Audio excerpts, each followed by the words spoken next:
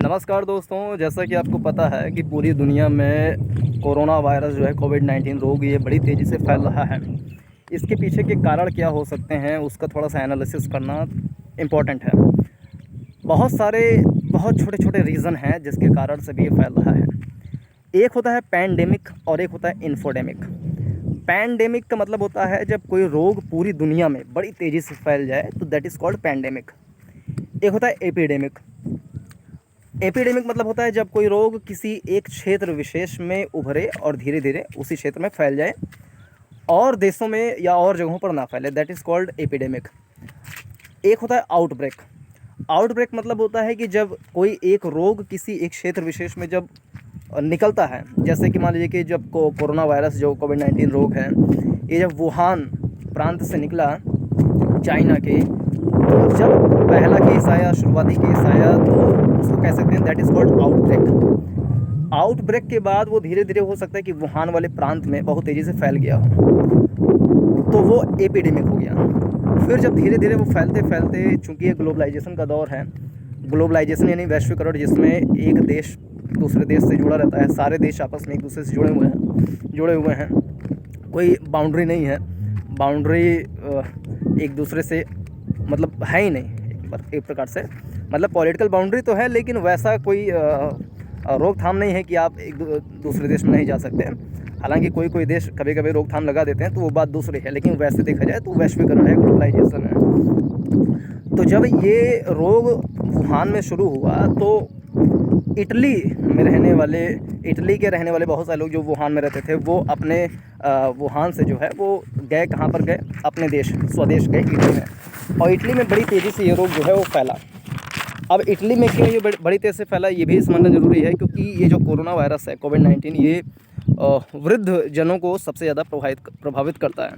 अब चूँकि जो डेवलप्ड स्टेट्स हैं, बहुत विकसित देश हैं, वो अधिकांश देशों में आप देखेंगे तो उनका जो वृद्धों का अनुपात है वो ज़्यादा है। जैसे कि आप इटली में देखेंगे तो वहाँ पे वृद्धों की संख्या ज़्यादा है। जापान में देखेंगे वहाँ पर भी वृद्धों की संख्या ज़्यादा है। ऐसे ही और भी देश हो सकते हैं जो डेवलप्ड तो हैं खूब, लेकिन वहाँ पे वृद्धों की संख्या ज़्यादा है। जबकि जो विकासशील देश होते हैं अक्सर करके वो उनकी जनसंख्या जो होती है वो युवा होती है। जैसे कि भारत में देखें तो भारत में युवा आबादी है। तो इटली में जब गए बहुत सारे लोग, तो वहाँ पे धीरे धीरे जो है रोग फैल गया। अब जब कोई एक रोग वुहान से निकल करके इटली में फैल गया है तो उसको हम कह सकते हैं कि वो पैंडेमिक हो गया है। बहुत सारी शुरुआती जो तस्वीर हैं दिल दहलाने देने वाली, वो उसमें दिखाई पड़े और धीरे धीरे करके अमेरिका, यूरोप के और देशों में फैल गया ये। भारत में भी फैला और बहुत तेज़ी से बढ़ा। शुरुआती केस तो केरल में आए थे। केरल से धीरे धीरे बढ़ते बढ़ते एक पीक चढ़ा, पीक चढ़ने के बाद फिर दिसंबर तक पीक उतरा। अब पीक उतरने के बाद लोग सोचे बस कोरोना ख़त्म, लेकिन कोरोना जो है अभी था। तो उसमें हम देखेंगे कि उसमें क्या क्या चीज़ें हैं जिसके कारण से कोरोना बड़ी तेज़ी से फैल रहा है या फैल सकने की संभावना है।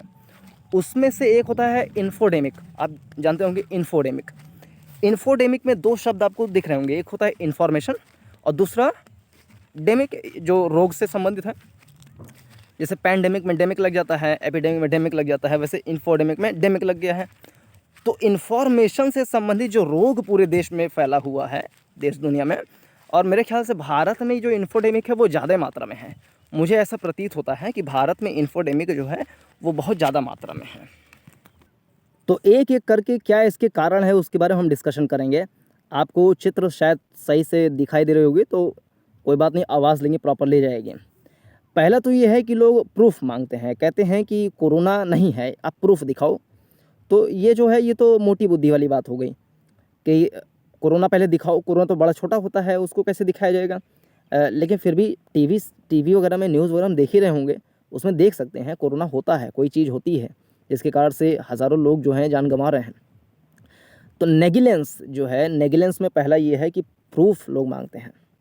मतलब ये तो वैसे ही बात हो गई, बिना सिर पैर वाली बात हो गई।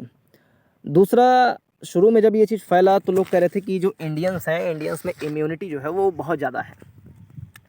इम्यूनिटी यानी रोग प्रतिरोधक क्षमता जो है बहुत ज़्यादा है, तो उनको तो ये कोरोना पकड़ेगा ही नहीं, क्योंकि कोरोना पकड़ेगा तो उनकी रोग के प्रति लड़ने की क्षमता इतनी ज़्यादा है, अंदर से बहुत ज़्यादा मजबूत हैं, बचपन से ही मिट्टी में खेल खेल के बड़े हुए हैं, नहर में कूद कूद के नहाए हुए हैं, तो उनको बहुत ज़्यादा प्रॉब्लम नहीं है। कोरोना पकड़ेगा तो नाक के रास्ते घुसेगा तो दूसरे रास्ते निकल जाएगा, कोरोना उनके कोई प्रभावित नहीं करेगा। तो ये एक बहुत बड़ा नेगलेंस है। इसके अलावा हम कह सकते हैं कि शुरुआत में जब ये चढ़ा पीक पे तो उसमें लोग कह रहे थे कि जो समर सीज़न आएगा, गर्मी सीज़न आएगा तो तापमान बहुत ज़्यादा बढ़ जाएगा, और जब तापमान बढ़ जाएगा बहुत ज़्यादा तो वो मर जाएगा। लेकिन आप देख रहे हैं तापमान बढ़ रहा है, मर नहीं रहा है, फिर भी नहीं मर रहा है। लोगों का ये भी अनुमान है कि 15 से 20 मई 2021 तक इसका बहुत बड़ा पीक आएगा, यानी गर्मी के सीज़न में पीक आएगा, इसका गर्मी के सीज़न में पीक आएगा। और फिर ये अनुमान है कि अक्टूबर, नवंबर, दिसंबर तक जो है फिर से इसका पीक जो है नीचे जाता रहेगा, मतलब कि ठंडी में कम होगा, गर्मी में बढ़ेगा। तो ये जो थ्योरी थी ये गलत साबित हो रही है। र्यूमर्स बहुत ज़्यादा फैलाए जाते हैं, गलत जो अफवाह हैं वो फैलाई जाती हैं, लोग उसको फॉरवर्ड करते हैं। व्हाट्सएप पे कुछ भी चीज़ आया तो उसको रीचेक नहीं करेंगे दोबारा से, उसको तुरंत फॉरवर्ड कर देते हैं, जिसके कारण से क्या है कि इन्फॉर्मेशन गलत होता है, इन्फोडेमिक होता है, इसको कहते हैं इन्फोडेमिक, कि इन्फॉर्मेशन को गलत तरीके से प्रसारित करना, गलत इन्फॉर्मेशन को प्रसारित करना। तो समर वाला जो कॉन्स्पिरेसी था वो भी गलत इसमें साबित हो रहा है। कुछ लोग कहते हैं कि कोरोना से अगर निजात पाना है तो आप स्टीम लीजिए, भाप लेंगे तो आपका जो ये कोरोना है ना वो मर जाएगा। गागल्स करिए, जो होता है गागल्स, उसको करिए तो कोरोना आपके गले में रहता है और फिर गले से नीचे वो उतर ही नहीं पाएगा। आप गर्म पानी से जो स्टीम करेंगे ना, पानी मुंह में डाल करके, नमक वमक डाल करके गागल्स करेंगे, हिंदी में ध्यान नहीं आ रहा है क्या बोलते हैं वो, जो आप जानते होंगे, मुंह में डाल करके जो ऊपर करके करते हैं गागल्स, तो वो करेंगे तो कोरोना जो है आपके गले में ही मर जाएगा। तो उसमें कोई प्रॉब्लम नहीं है, ये फैलाया गया। मतलब देखिए, स्टीम लेने से, गागल्स करने से, प्याज खाने से, इन सब से हो सकता है कि कुछ राहत मिले, आपकी रोग प्रतिरोधक क्षमता जो है वो बढ़े, आपकी स्किन अच्छी हो, आपका अंदर का जो वातावरण है, इंटरनल ऑर्गन्स आपके हैं वो सही प्रकार से काम करें।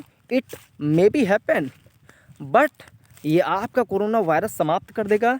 It can not be happen bro, it can not be happen. अगर यही होता तो हमारे वैज्ञानिक इतना मेहनत क्यों करते, कोविड-19 की वैक्सीन क्यों बनाते हैं? कोविशील्ड बन रहा है, कोवैक्सीन बन रहा है, ये सब नहीं बनाते। फिर वो ये कहते कि भाई आप पानी गरम ले लो, उसको गागल्स करो, आपका सही हो जाएगा कोरोना वायरस। तो ये सब गलत बातें हैं। दूसरा, एक ऐसे भी महान भाव हैं, मतलब कहाँ से आते हैं, we can not explain about them. वो कहते हैं कि आप मंत्र पढ़िए, आप मंत्र पढ़ेंगे तो आपका कोरोना वायरस ख़त्म हो जाएगा। देखिए, कुछ मंत्र ऐसे हो सकते हैं, कुछ योगा प्राणायाम ऐसे हो सकते हैं, बिल्कुल हो सकते हैं, जो आपके फेफड़े को मजबूत करता होगा। प्राणायाम जो होता है, जब आप सांसें लेते हैं, खींचते हैं, खूब ज़्यादा ऑक्सीजन अपने फेफड़े में भरते हैं, तो बहुत ज़्यादा मात्रा में ऑक्सीजन जब जाएगा तो आपका फेफड़ा जो है स्वस्थ रहेगा। ये होता है, मतलब हो सकता है, मैं डॉक्टर नहीं हूँ तो कैसे बता दूँ होता है, लेकिन जैसा कि बड़े बड़े योगा गुरु ये सब कहते हैं कि होता है, तो मान लेते हैं चलिए होता है। लेकिन आप वैक्सीनेशन नहीं कराएंगे, आप जो प्रोटोकॉल्स हैं उसको पालन नहीं करेंगे, सोचेंगे घर पे मंत्र पढ़ लें, प्राणायाम कर लें और बाहर बिना मास्क लगा के दौड़ेंगे तो आपको पकड़ेगा नहीं, तो ये गलत बात है। पकड़ लेगा, बहुत ज़ोर से पकड़ेगा। और जो लोग हीरो बनते हैं फिर बाद में रोते हैं, कहते हैं अरे पकड़ लिया बचाओ, तो बचते नहीं हैं, फिर बहुत दुख वाला माहौल हो जाता है, फिर पछताते हैं अपने किए पर। ऐसे भी लोग होते हैं कि मास्क जो है ना, मास्क वो अपने जेब में लिए रहते हैं। मैं कल देखा 1-2 लोग को, ऐसे महानुभावों को, कि मास्क को जो है ना अपने हाथ में लिए, मतलब पूजा सुनने जा रहे हैं। पहली बात तो इतने कठिन समय में पूजा पाठ ये सब करवाना बेवकूफ़ता है। मतलब करवाइए, ठीक है, आप 10 लोगों को, 15 लोगों को बुलाइए, दूर दूर बैठाइए, ये मतलब छूने वाला ये सब संक्रमण ना हो, ये सब ठीक है। लेकिन उसमें पूरा गांव जा रहा है, जो पंडित बैठा हुआ है गद्दी पर वो कोस रहा है गांव वाले को कि अरे इतने कम लोग कैसे आ रहे हैं। तो ऐसा नहीं होता है जी, ऐसा नहीं होता है। ये गांव में जो है ना, ये बहुत गलत व्यवहार है कि मास्क को जेब में ले रहेंगे लेकिन उसको यूज नहीं करेंगे। और भी कुछ लोग कॉन्स्पिरेसी फैलाते हैं कि ड्रग थ्योरी, कि बड़ी बड़ी जो कंपनियां हैं, बड़ी बड़ी कंपनियां, उनका ये बहुत बड़ा धंधा है कि कोरोना को जो है अफवाह फैलाओ, और अफवाह फैलाने के बाद जो है लोग डरेंगे और वैक्सीन लगवाएंगे तो हमारा खूब वैक्सीन बिकेगा। और कुछ तो ऐसे भी हैं कि मतलब सस्ती दवाई को 2.5 लाख रुपए में भी ख़रीद रहे हैं। रेमडेसिविर जो दवाई है, रेमडेसिविर, उसको भी बड़ी महंगी ख़रीदे। जब हाइड्रोक्सीक्लोरोक्विन आई, उसको भी बड़ी महंगी ख़रीदे। वैक्सीन आएगा तो उसको भी बड़ी महंगी ख़रीदेंगे। तो ऐसे भी कोई मतलब काला बाज़ारी चलती है। तो लोग सोचते हैं कि ये इनकी जो है ड्रग कंपनियों की एक बहुत बड़ी चाल है। और कुछ तो ऐसा भी कह देते हैं कि ये जो है ना, ये मोदी की चाल है। सीधा कहते हैं ये तो मोदी की चाल है। और कुछ तो ऐसे महानुभाव हैं कहते हैं कि ये पाकिस्तान की चाल है। तो इसमें, और कुछ कहते हैं शी जिनपिंग की चाल है। तो इसमें ना मोदी की चाल है, ना इमरान खान की चाल है, ना शी जिनपिंग की चाल है। ये मतलब ये कोरोना है। कोरोना जो है वो कोरोना है, वो किसी की बपौती नहीं है। वो शी जिनपिंग को भी पकड़ सकता है, मोदी को भी पकड़ सकता है, शायद योगी आदित्यनाथ को, अखिलेश यादव को पकड़ा भी था। तो ऐसा थोड़ी ना है कि राजनेताओं को नहीं पकड़ेगा, राजनेताओं को पकड़ेगा, उनको भी मार सकता है। कोरोना है, ये किसी एक का भाई भतीजा नहीं है। भाई भतीजावाद इसमें थोड़ी चलेगा कि जैसे बॉलीवुड में चलता है, ये सब गलत बात है। दूसरा, कुछ लोग अफवाह ये फैलाते हैं कि जो 5G स्पेक्ट्रम है, अमेरिका जो है प्रयोग कर रहा है। बहुत सारी 5G कंपनियां निकल रही हैं, वो 5G उसका प्रयोग कर रही हैं। उससे जो रेडिएशन निकलता है, तो रेडिएशन से क्या है कि कोरोना फैल रहा है। तो रेडिएशन और कोरोना तो अलग अलग भाई हैं, वो उनसे दूर दूर से कोई नाता ही नहीं है, दोनों अलग हैं। जैसे चाइना भारत अलग है, वैसे ये भी दोनों अलग हैं। तो उसमें 5G स्पेक्ट्रम से सब कोई उसमें मतलब नहीं है। तो ये कुछ र्यूमर्स हैं जो फैले हुए हैं, तो शायद आप भी इसमें से कुछ होंगे। और कुछ ऐसा भी बाबा लोग बताते हैं कि नाक में जो है नींबू डालो, नाक में नींबू डालने से क्या होगा कि कोरोना जो है मर जाएगा। और एक न्यूज़ आया अगले दिन कि नाक में नींबू डाला, एक शिक्षक ने डाला और उसकी मृत्यु हो गई। बताइए, बाबा बोल रहा है कि नाक में नींबू डालो, शिक्षक जो है नींबू डाला, शिक्षक मर गया। और ये बड़ी तेज़ी से, बहुत तेज़ी से फैला कि जो है नींबू डालो, नाक में नींबू डालो, कोरोना ख़त्म होगा। तो ये सब गलत बातें हैं। बाबा क्या जाने, बाबा नहीं जानते कुछ। बाबा मंत्र खाली पढ़ें और चीज़ें करें। बाबा साइंटिस्ट वाला काम, डॉक्टर वाला काम बाबा कैसे कर सकते हैं? बाबा can not know about corona virus. बस आप जो है कोई भी गलत संदेश को, कोई भी गलत इन्फॉर्मेशन को प्लीज़ आगे फॉरवर्ड ना कीजिए। आप पहले उसको सत्यापित कीजिए, पहले खुद से सत्यापित कीजिए। अगर आपको सही नहीं लग रहा है, तुरंत उसको ब्रेक कर दीजिए। जैसे पैंडेमिक है, फैलता है ना, वैसे ही इन्फॉर्मेशन जो है इन्फोडेमिक फैलता है। आप अगर सच में थोड़ा सा दिमागदार हैं तो आप गलत इन्फॉर्मेशन के प्लीज़ स्प्रेड मत कीजिए।